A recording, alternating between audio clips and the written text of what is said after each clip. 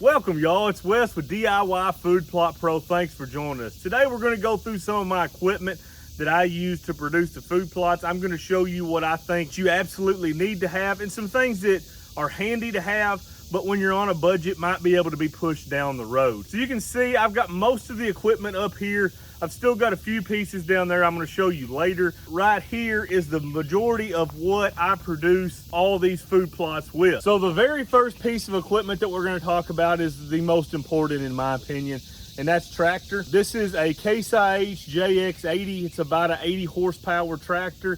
You can see that the tires are not street tires. For all you guys that don't know what that means that is mechanical front wheel drive. So those tires, you can lock that in and essentially be 4-wheel drive. We're on a tractor. If you're wondering if your tractor mechanical front wheel drive or not, if it's got like tractor tires on the front, it does. If it does not, then it's a standard 2-wheel drive tractor. This is about an 80 horse tractor. It's a little too much for most food plotters. I think somewhere in that 40 to 45 horsepower range is absolutely ideal. We can pretty much run everything that we need to run. That's a great tractor. We've had a lot of luck with that tractor. It has got somewhere around 3,000 hours on it. Had very little trouble with it. I have done an awful lot of things with that tractor with food plotting, anywhere from planting to tilling, anything in between, bush hogging. So there's a lot of uses for a tractor this size. It also does have a front end loader with a set of forks and a bucket, which the bucket, if you own some land, is so handy to have for being able to push stuff out into the woods. It may have fell into a food plot, or if you're clearing a small tract of land, once you learn how to use that bucket, you can do an awful lot with that bucket, especially if you have the mechanical front wheel drive. That makes an awful lot of difference when you're in some of those wetter areas, or if you're trying to push some things out of the field. If you don't have that 4-wheel drive, it makes it an awful lot more difficult. The next piece that we're going to talk about is this tiller right here. I think it's probably the most important piece to have if you own a tractor. As far as the implement goes, I think that is the most useful for food plotters. You can do just about anything with that right there. You can plant plot screens, you can plant clover, you can plant alfalfa, you can plant corn, you can plant soybeans, lab, brassicas, the list goes on and on and on. That is the most versatile implement that I feel like is the most important, that would get used the very most if you were to buy a tractor. I think that is what I would be looking at. Very first for that tractor would be some sort of tiller. I believe that's a 60-inch tiller right there, and it's been a darn good tiller for me. I've had an awful lot of luck with it, and that thing has been over no telling how many acres, and some of it being really rough ground. You know, the key to it is just going slow when you're using something like that and not trying to get in too big of a hurry. A lot of folks just try to go too fast with it, and you really just have to let that chew everything up, especially when you're working in some thicker thatch areas. The slower you go, the better off you're gonna be. Now behind me, my side-by-side, I've got a Polaris Ranger 500. This tool for me is probably the most used out of anything that I have. I use it for scouting, I use it for spraying, moving stands around, everything. There's really no place that I don't use this for. Packing deer out, I could do without that, but I would really hate to. I mean, that's how much I use it, how much I love that thing. But if I was trying to make do on a budget, I could do most everything that I do with the tractor, get rid of the Ranger. But it would be something that I really wouldn't want to do. I really like that Ranger. Had an awful lot of luck with that. I bought that in, I believe it's 2019, and that's been a really good little Ranger for me. You can see in the very back, my sprayer. I just got through spraying clethodim, a lot of grasses that are growing in some of the plots. I just got through spraying some burn down on some brassica plots and clover plots that are going in this fall. That has been an absolute phenomenal sprayer for me. That is just a cheapo. Now I take care of it. When I get through using it, chemical does not sit in that tank. I keep a little bit of ammonia with me. As soon as I get through, I spray that tank completely empty. I fill it up with water, dump a half a gallon of ammonia in there, and I spray all that out. I put water back in it, and then I flush it out again. So this has lasted me since, I believe it was 2019 or 2020. So we're going on 3 or 4 years, original pump, all original parts, but it's been a really good sprayer for me. It's set up just exactly the width of my Ranger, and that is something that I use, you know, with the Ranger probably the very most. It's something that I think is absolutely critical to use for burn down, for keeping those fields weed free, whether you got clover, whether you got corn, soybeans, alfalfa. This sprayer gets used an awful lot for me.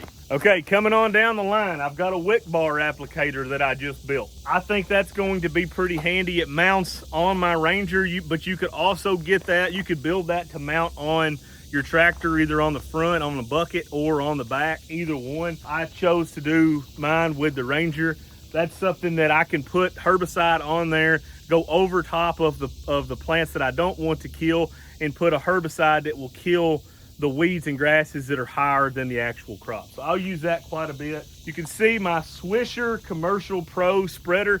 I use that pretty regular. I use that for typically just pelleted lime. If I'm spreading a really big seed and a really big plot, something like soybeans, lab, where I'm looking for a higher population, that would be handy. You know, for something like brassicas, clover, alfalfas, that's a little bit too big of a rig to use on those type of applications. I typically try to do a hand seeder on those type of applications.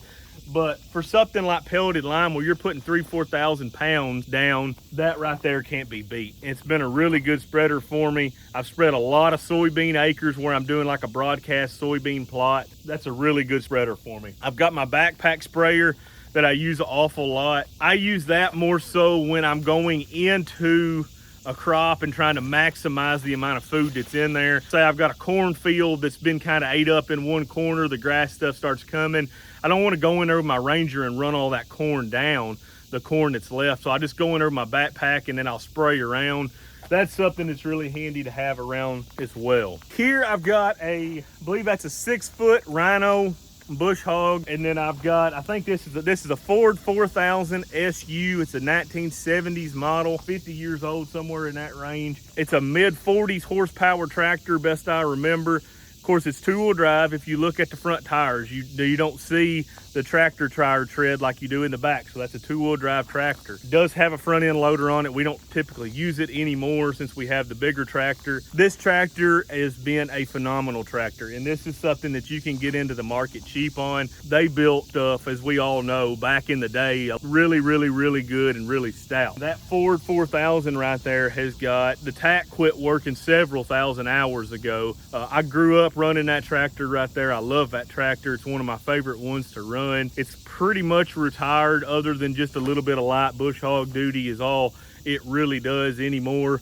I'm gonna guess that tractor's probably got 10,000 hours or more on it. It's got a ton of hours on it. It has been a phenomenal tractor for me. I think this, if you're just kind of getting into a food plot, this is the size of tractor that you're looking for. That's, you know, mid 40s, got plenty of power, old, strong enough to pull a tiller. I've pulled a tiller with it. You know, I run a 6-foot bush hog with it. It can run a 6-row planter easy enough. Pretty versatile little tractor here.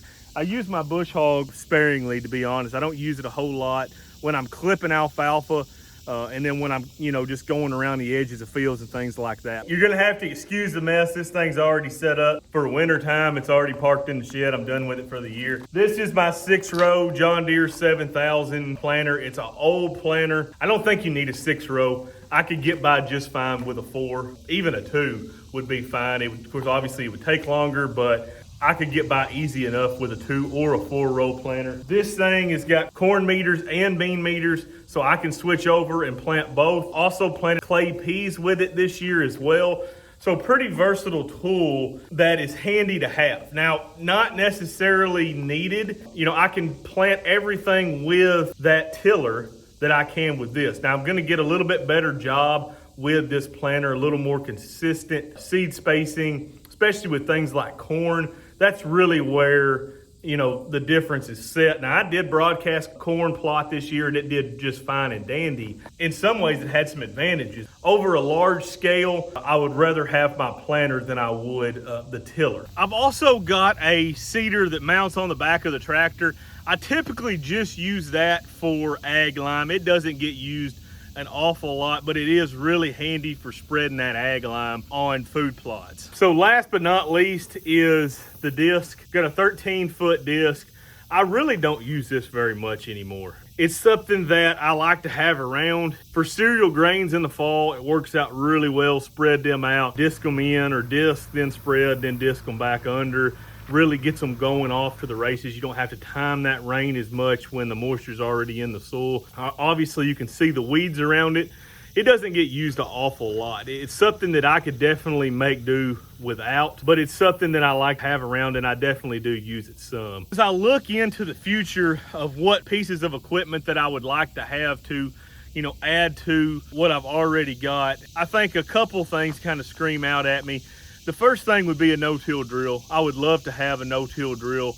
I think that would be really, really handy for planting and not having to disturb that soil. That'll be something that I'm looking into, in the next few years, hopefully. I think there's some big benefits to no-tilling the soil. Also, something that would be nice to have in the future would be some type of Ranger sprayer that would spread, say a 15 to 20 foot path. I'm not looking for a boomless sprayer. We've irrigated a lot over the years on our farm, and I've seen how that works. When you're having to shoot water out, what happens is out there at the ends, you get these great big droplets. And around here, close to the boom, you get a good fine mist. And that's what you're looking for, is that mist. You don't want those gigantic drops being thrown out there 15, 20 feet. I would like to have some type of setup on this that was maybe running 20, 25 feet, that would also have foam marker hooked onto it somehow, where I could confidently go to a field and spray a 20-foot pattern, and then I would see my foam marker and I'd know exactly where I've been and not be able to miss a bunch of spots and not overlap a bunch of spots. It's definitely something that I could build, but don't know if I'll take the time to do that or not. The real problem with that is I can't be 20 feet wide going to a lot of these food plots. I can be no wider than the Ranger wide a lot of these places. So I either have to fold in or fold like this with the Ranger, either way. But that's definitely something that I'm gonna be looking forward to in the next few years. Thank you guys for watching, I appreciate it. Smash that like and subscribe button if you hadn't already.